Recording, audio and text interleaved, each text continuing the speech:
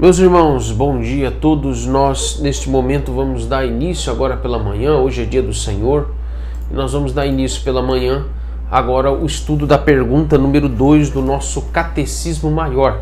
Peço que você, então, nesse momento, reúna os seus familiares, todos estejam agora se organizando, estejam apostos, pegue o seu Catecismo Maior, abra na pergunta número 2, também pegue a sua Bíblia, para que a gente possa estudar, apesar de usarmos como referência o Catecismo Maior, mas nós vamos estudar as Escrituras. Então, nesse momento nós vamos também ouvir, de alguma forma, Deus falando conosco por meio da sua palavra. Então, vamos todos nos reunir agora nesse momento e nos preparar para o estudo da palavra do Senhor.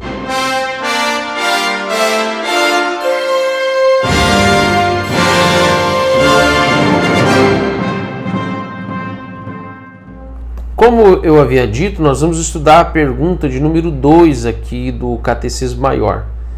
A pergunta basicamente que nos é colocada aqui, a pergunta 2, é de onde se infere que há um Deus? Ou como nós podemos saber que há um Deus? A resposta, então, ela nos diz assim aqui no Catecismo Maior. A própria luz da natureza no espírito do homem e as obras de Deus claramente manifestam que existe um Deus. Porém, só a sua palavra e o seu Espírito revelam de modo suficiente e eficaz aos homens para a sua salvação. Então, repetindo a pergunta, como podemos saber que há um Deus? Essa pergunta aqui, meus irmãos, ela chega a ser quase que retórica, já que até mesmo os ateus eles sabem que Deus existe, mesmo que de alguma forma ou de forma veemente eles venham negar isso. Mas muitas pessoas questionam se Deus realmente existe, argumentando exatamente ou dando alguma desculpa no que diz respeito a exigir provas visíveis disto. Mas em primeiro lugar, essa pergunta é feita por pessoas que infelizmente são influenciadas por pressupostos filosóficos, como o racionalismo, o existencialismo, o positivismo, e principalmente nos nossos dias, são influenciadas pelo materialismo. O próprio Deus, por meio da sua palavra, por meio das Escrituras, ele nos diz que ele não é matéria, mas Deus ele é espírito, como isso fica claro lá em João 4, verso 24. A própria Escritura também nos mostra que Deus ele não pode ser visto, porque ele é espírito puríssimo, santo e invisível. Isso fica claro para nós quando, por exemplo, nós vamos para Colossenses, no capítulo 1, verso 15, então vamos começar a observar nas Escrituras estas afirmações que são feitas aqui, porque são afirmações doutrinárias. Então, no verso 15 do capítulo 1 de Colossenses, isso é confirmado lá. Olha o que a palavra de Deus diz aqui, no verso 15. Este é a imagem do Deus invisível, o primogênito de toda a criação. Obviamente falando de Jesus Cristo como a revelação ou a imagem do Deus invisível. Vá agora, por favor, para 1 Timóteo, capítulo 1, o verso de número 17. Olha o que ele diz no verso 17 do capítulo 1. A mesma afirmação é feita aqui na doxologia que o apóstolo Paulo faz. Ele diz: assim ao Rei eterno, imortal, invisível, Deus único, honra e glória pelos séculos dos séculos. Amém. E por último aqui o texto de Hebreus 11, verso 27, olha o que ele vai nos dizer sobre isto. Pela fé ele abandonou o Egito, ele está se referindo a Moisés, como um dos heróis da fé. Porque pela fé ele abandonou o Egito, não ficando amedrontado com a cólera do rei, antes permaneceu firme como quem vê aquele que é invisível. A pergunta correta que deve ser feita com base nessas primeiras afirmações, meus irmãos, não é se Deus tem que nos dar prova da sua existência. A pergunta que eu faço é: ele tem que dar prova de alguma forma da sua existência a nós? É claro que não. Deus ele é autoevidente em todos os limites da sua criação. Deus ele é autoevidente em todas as coisas, especialmente quando nós vamos para a própria consciência humana que testemunha, reconhece, sabe que Deus existe. que ele criou todas as coisas e todas as criaturas e que Deus ele tem o controle absoluto de toda a sua criação. Deus não tem que provar nada para ninguém, porque todos os homens, na sua consciência e de forma externa, eles sabem que Deus existe. E esta verdade está muito bem comunicada, impressa na mente como uma marca, um registro que ninguém pode apagar. A única coisa que você pode fazer, no máximo, é infelizmente negar, rejeitar, desprezar, como muitos fazem, ignorar esta afirmação verdadeira, absoluta e impagável. Então vamos aqui sistematizar melhor este assunto na pergunta aqui número 2. Então, essa pergunta aqui nós encontramos a primeira doutrina que nos é exposta pelos nossos símbolos de fé, que é a revelação de Deus. Há duas maneiras de se saber que há um Deus, conforme aqui a pergunta e resposta número 2 do catecismo. Primeiro pela revelação geral e depois, como ele menciona, também pela revelação especial.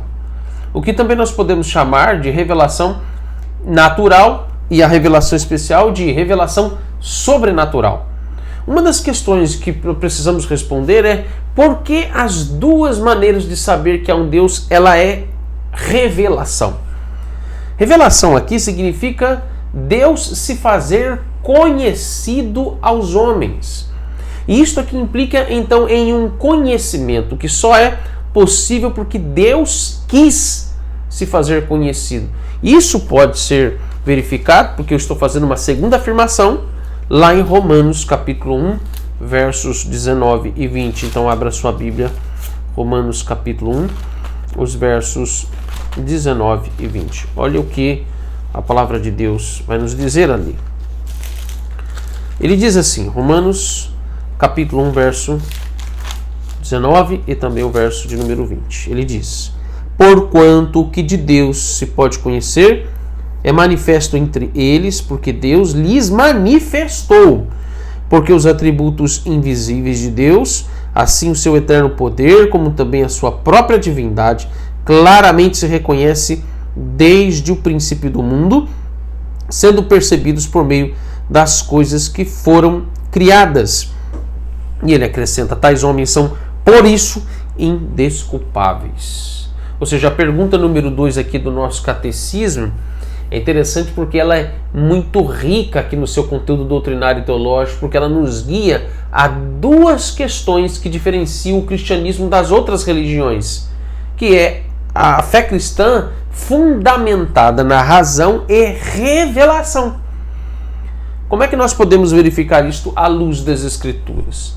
Primeiro nós temos a revelação geral, que nos traz o conhecimento natural de Deus através de duas fontes revelacionais dentro dessa revelação geral. Ela é geral porque ela é para todos os homens. É essa a ideia que está aplicada aqui. E ela é geral porque ela envolve e engloba essas duas fontes revelacionais, que são as evidências externas e as evidências internas, ou seja, através das obras de Deus, que é toda a criação, e também através da consciência do homem, quando em seu coração ele sabe da existência, do poder, da majestade e da glória de Deus sobre toda a sua criação. A doutrina da revelação geral e do conhecimento natural, ele pode ser averiguado em algumas passagens bíblicas, como por exemplo, vá agora para o Salmo 19, os versos de 1 a 3, por favor. Salmo 19, os versos de 1 a 3, é um texto bastante conhecido, e observe, veja o que a palavra de Deus nos diz ali, no Salmo 19. Apenas os 3 primeiros versos. Ele diz assim: os céus proclamam a glória de Deus e o firmamento anuncia as obras das suas mãos. Um dia discursa ao outro dia e uma noite revela conhecimento a outra noite. Não há linguagem, nem há palavras, e deles não se ouve nenhum som. No entanto, permita-me ler aqui o verso 4 para completar o raciocínio.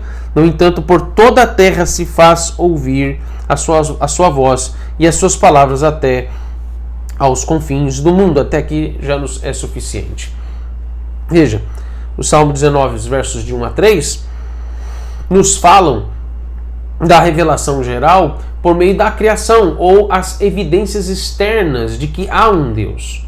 A forma como o salmista nos expõe sobre a revelação de Deus por meio da criação nos deixa claro que é inegável que há um Deus.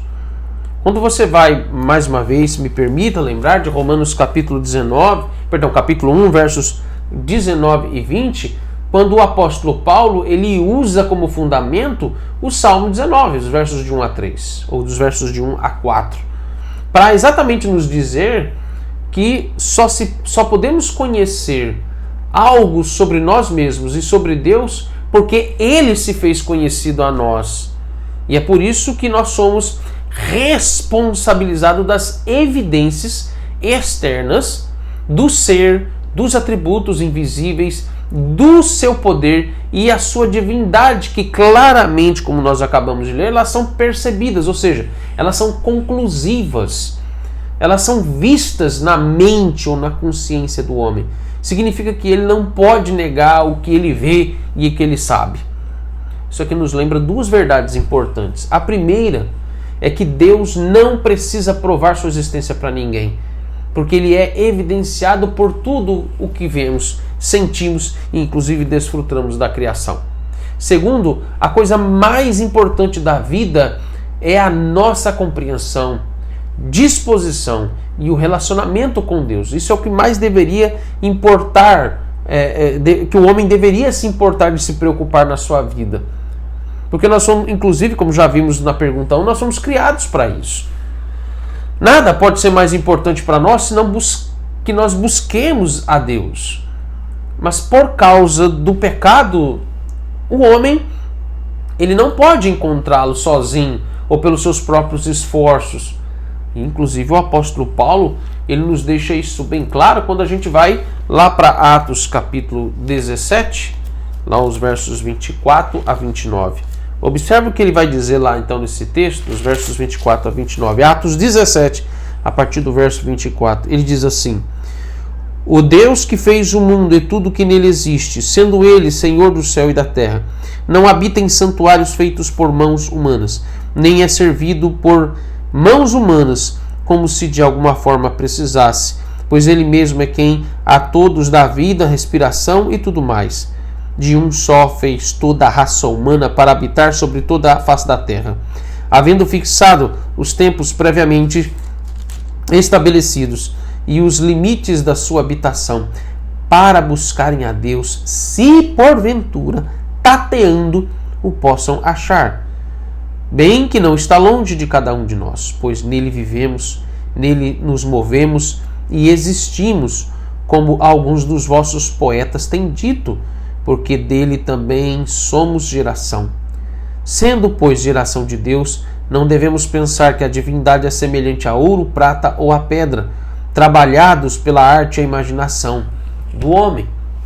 Veja que em tudo isso, então, quando nós observamos que o apóstolo Paulo está afirmando claramente duas verdades importantes que acabamos de aplicar, repetindo elas. Em primeiro lugar, Deus ele é autoevidente. Como nós acabamos de ver em Atos 17, o apóstolo Paulo no contexto, ele está no Areópago e ele vai até um lugar onde está ali um espaço diante de todas as deidades que os gregos e romanos, no caso os atenienses, eles adoravam. Havia um lugar chamado ao Deus desconhecido. E isso serve então de ponte para que o apóstolo Paulo chame atenção para essas duas verdades. Primeiro, Deus é evidente em todos os homens e em toda a sua criação.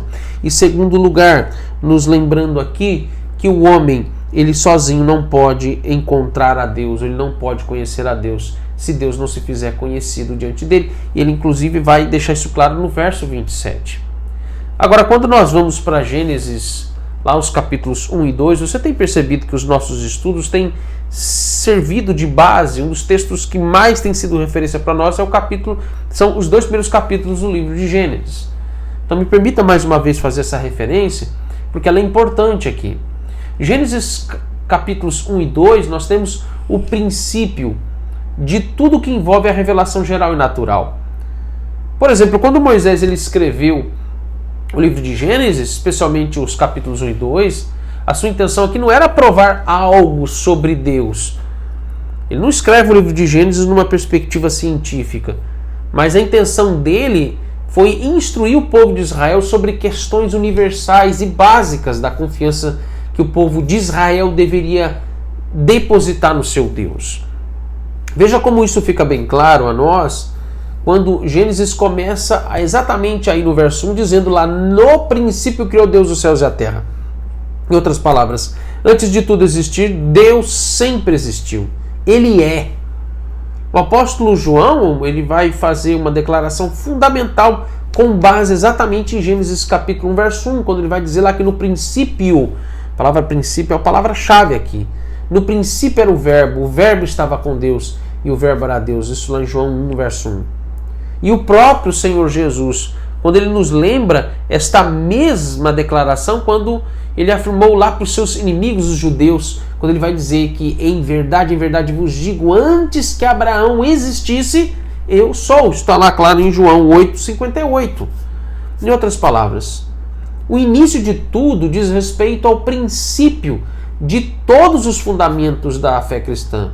E o primeiro dos fundamentos que nós vemos aqui em Gênesis 1 é: Deus existe. Deus é infinito, Ele é eterno, Deus é o Criador de todas as coisas. Deus é a razão da existência, da vida e de tudo que foi criado. Se tirarmos Gênesis 1 aqui da Bíblia, então todos os outros livros da Bíblia e todo o seu conteúdo ele não vai fazer nenhum sentido para nós.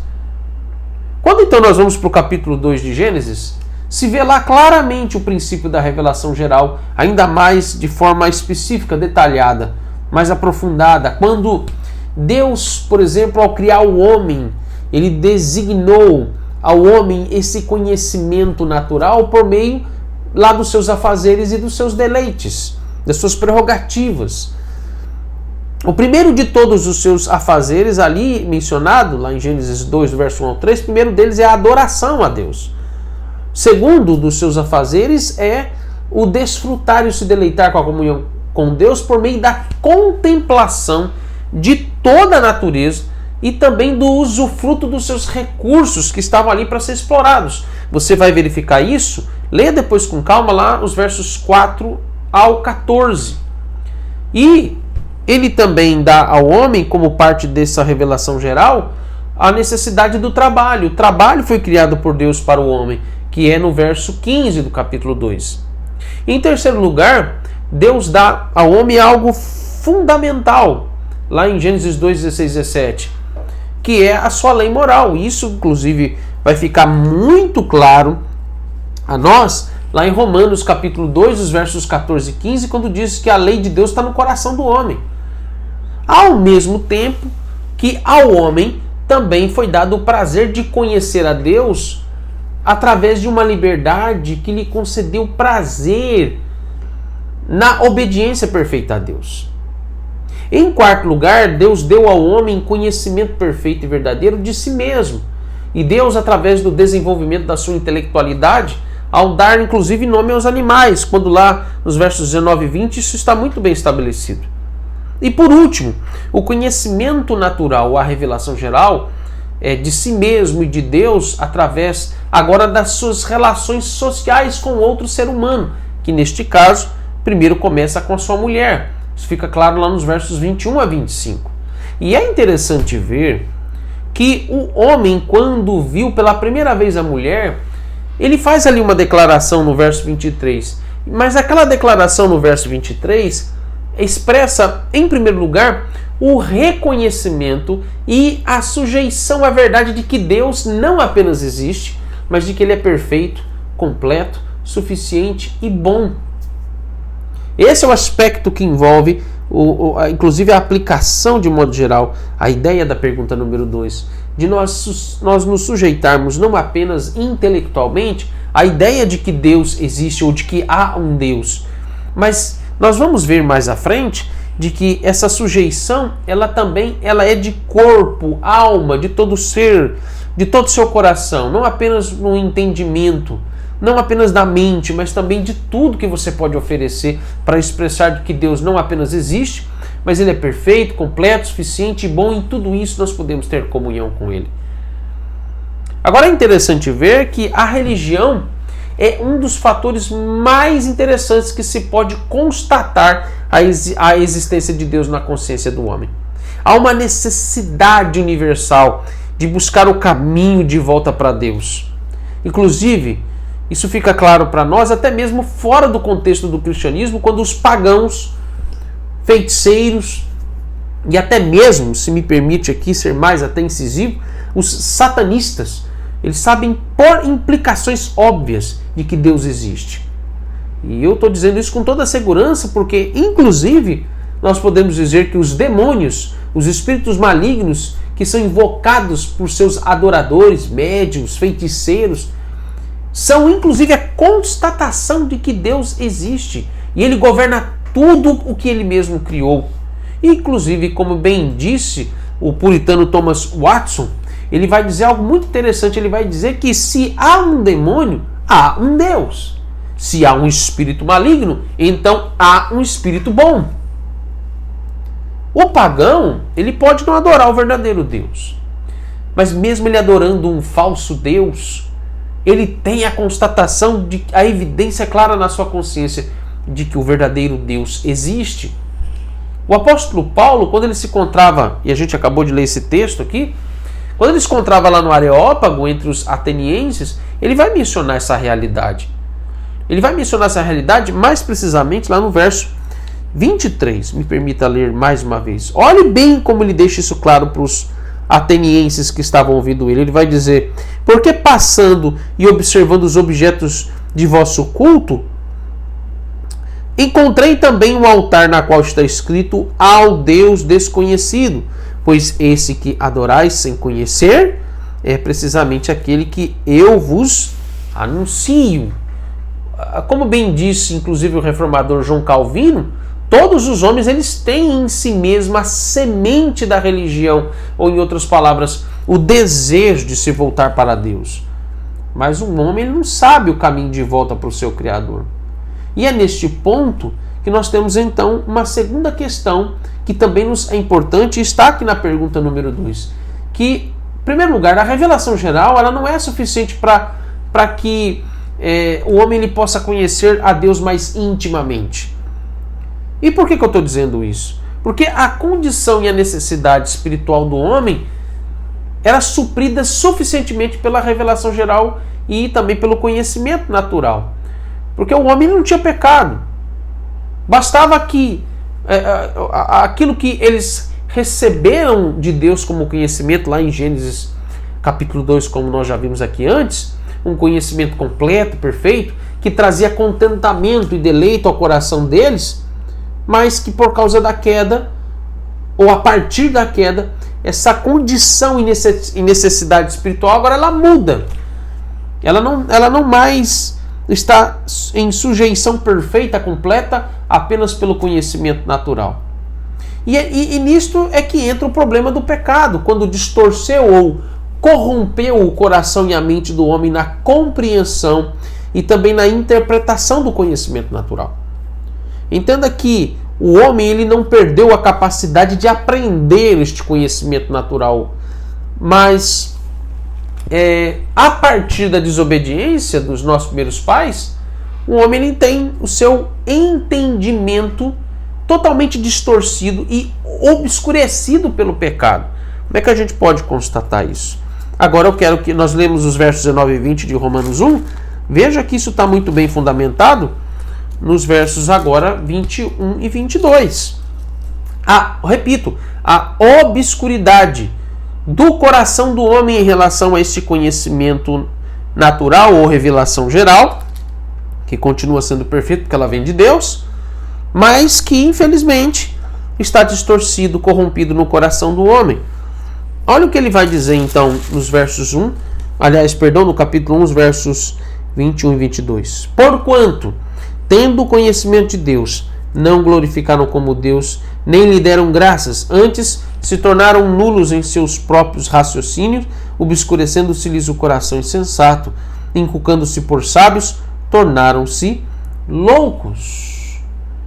Ou seja, que observe que a perspectiva do homem sobre o sentido da vida não é mais glorificar a Deus e gozá-lo para sempre, mas é servir a si mesmo, é servir aos seus próprios ídolos, a servir os seus próprios falsos deuses. Isso se complementa com o verso 23 agora, quando o apóstolo Paulo diz: e mudaram a glória de Deus incorruptível em semelhança da imagem do homem corruptível, bem como de aves, quadrúpedes e répteis.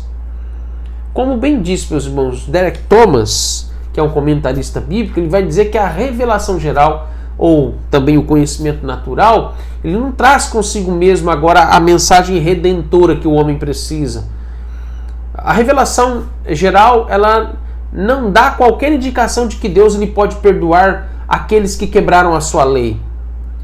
E no próprio capítulo de abertura, inclusive, da confissão de fé, isso nos fica claro, se por favor você puder verificar, lá no capítulo 1 da confissão de fé, que trata da doutrina das Sagradas Escrituras, especialmente ali a primeira seção, ou o chamado primeiro parágrafo.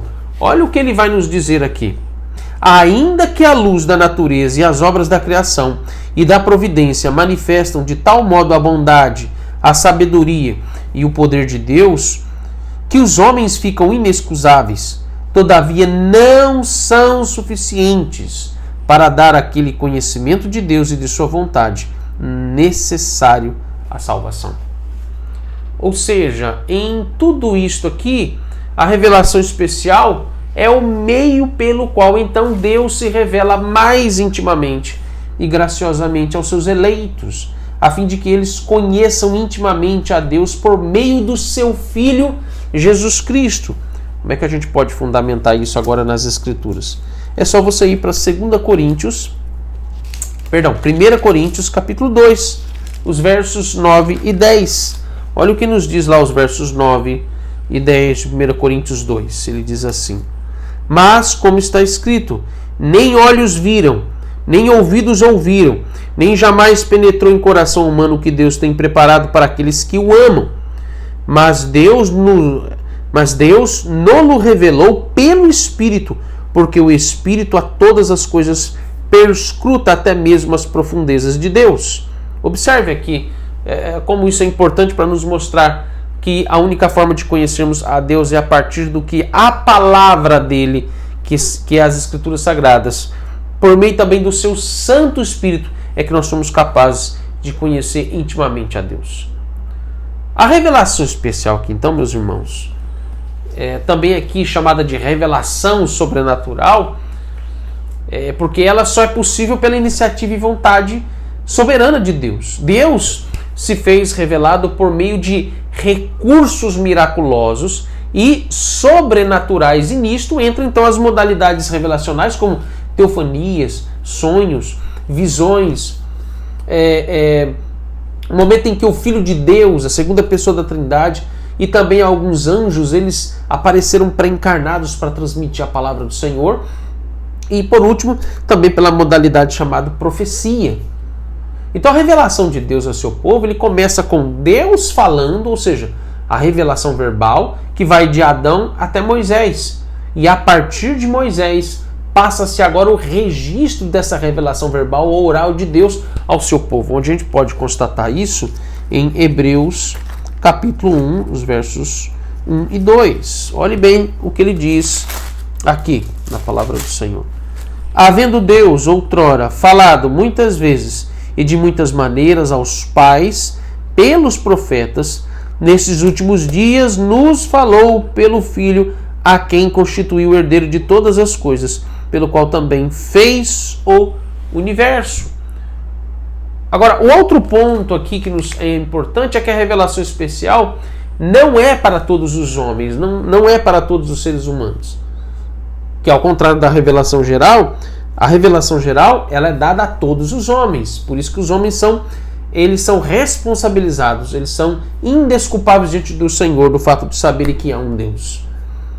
Agora, Deus ele deu a sua palavra e o seu Espírito para os eleitos, para que os eleitos eles tenham acesso à revelação geral. Isso nos fica claro, depois você pode ler com calma lá em Isaías 59, verso 21.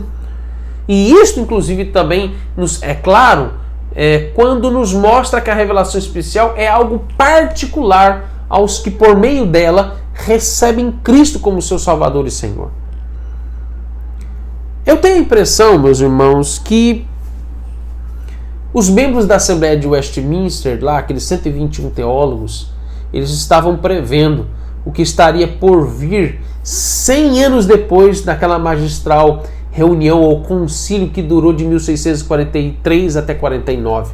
Porque é interessante ver que a pergunta número 2, ela deixa muito bem amarrado, muito bem preciso essa instrução e ao mesmo tempo essa defesa. Ou seja, a pergunta número 2 ela é muito instrutiva sobre a base em que está o fundamento da fé cristã. Ou seja, a revelação de Deus, que particularmente nos é dada por meio das Sagradas Escrituras, que é chamado de revelação especial. E veja que, interessante ver que o liberalismo teológico, anos mais tarde, veio exatamente negar estas verdades fundamentais sobre a revelação. E por isso, a pergunta número 2, ela não é apenas instrutiva, mas ela também é apologética, ou seja, ela visa defender a verdade sobre a revelação e o conhecimento sobre Deus, como também nos prevenir, nos vacinar contra estas correntes filosóficas anticristãs, tanto fora como também dentro da igreja. Se você nega os pontos essenciais da doutrina da revelação de Deus ao homem, se você nega aspectos fundamentais ao que a Bíblia é em essência, você vai negar todas as outras doutrinas que estão contidas nas Escrituras. Veja que desfigurar então, ou desconfigurar a própria palavra de Deus é negar que ela é a revelação completa de Deus a nós. E nisso tudo então, eu gostaria de fazer algumas aplicações sobre o que nós acabamos de averiguar aqui nestes pontos.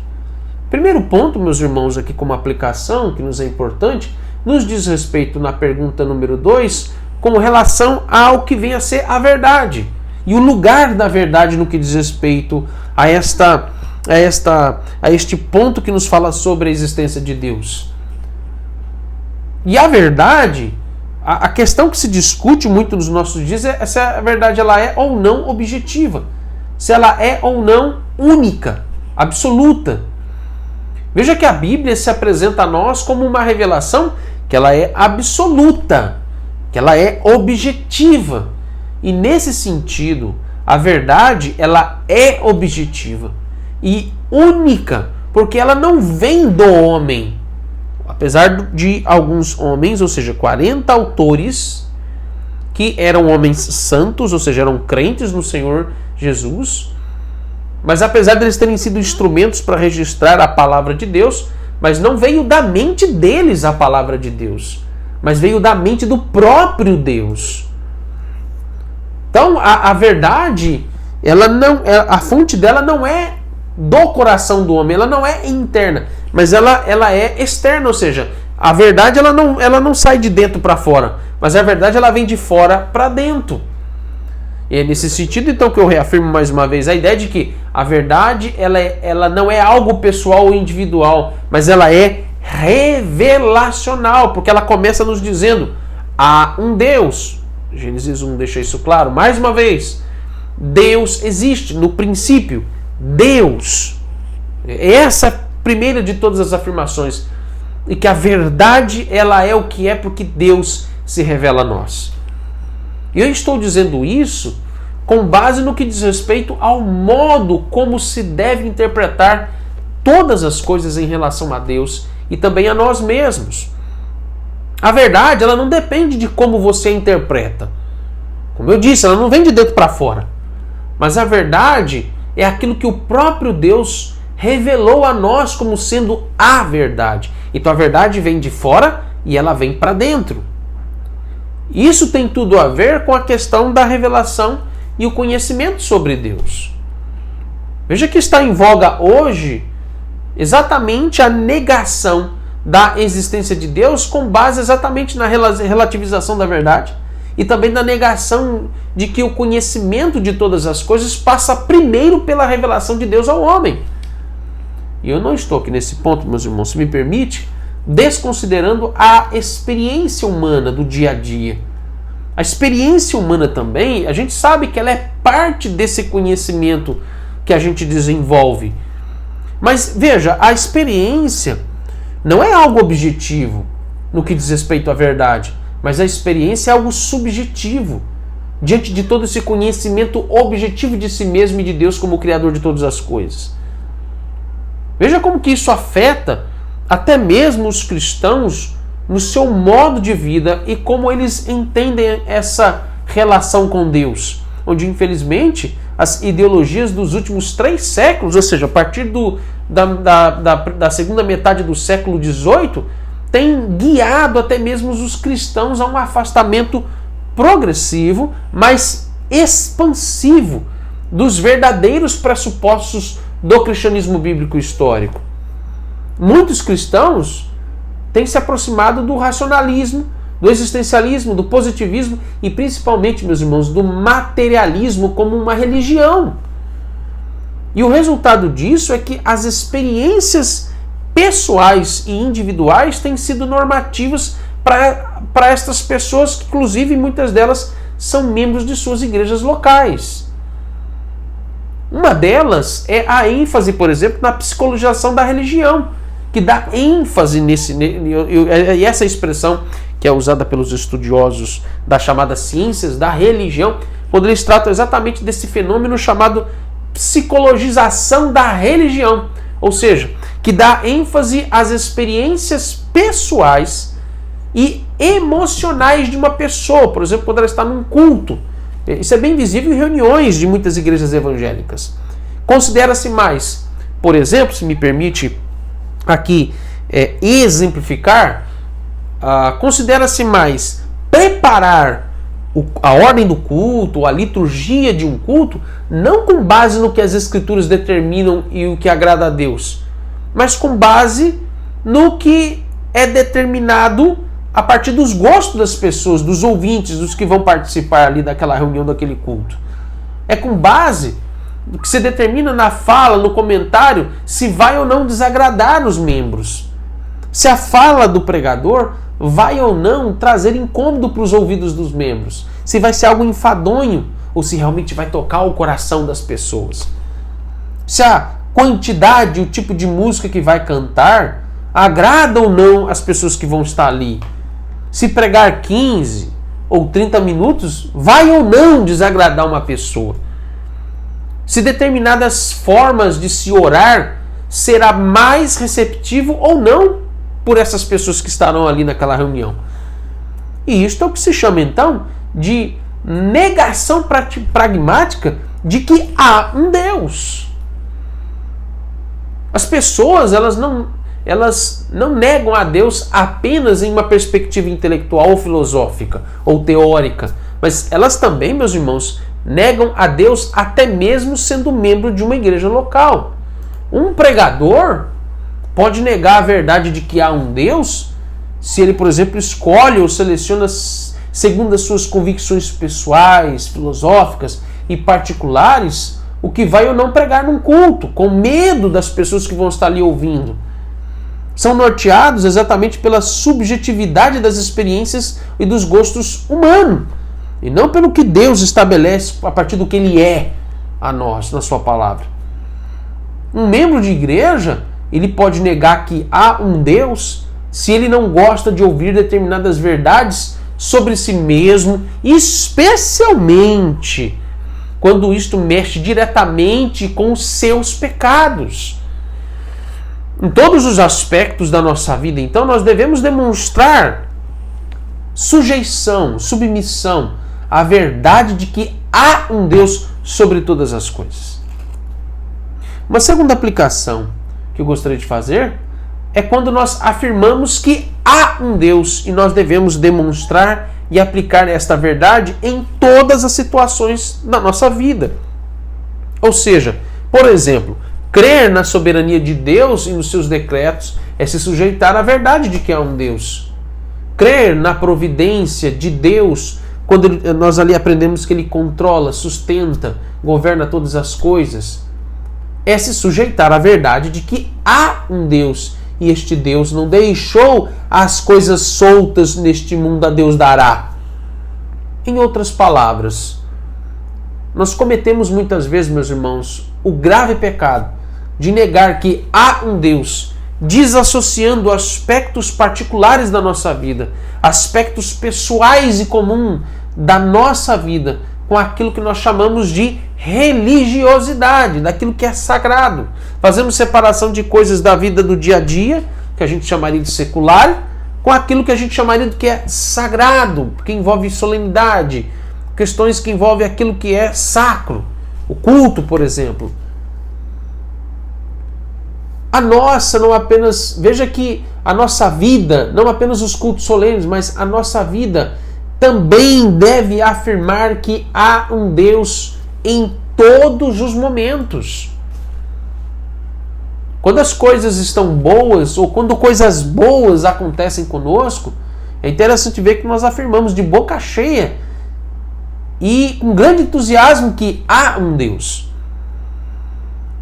Mas nós devemos ter esta mesma postura e convicção quando as coisas também ruins e terríveis acontecem conosco. Muitos, de alguma forma, têm negado que há um Deus no seu coração exatamente nesses momentos difíceis. E eu gostaria de trazer isso como aplicação até mesmo para o momento que nós estamos vivendo, que é esse momento da pandemia, onde muitas pessoas e até mesmo alguns cristãos têm achado exagero afirmar que esta pandemia ela tem alguma coisa a ver com aquilo que envolve a vontade de Deus sobre nós. Muitos estão afirmando que não tem nada a ver Deus com toda essa situação que nós estamos passando.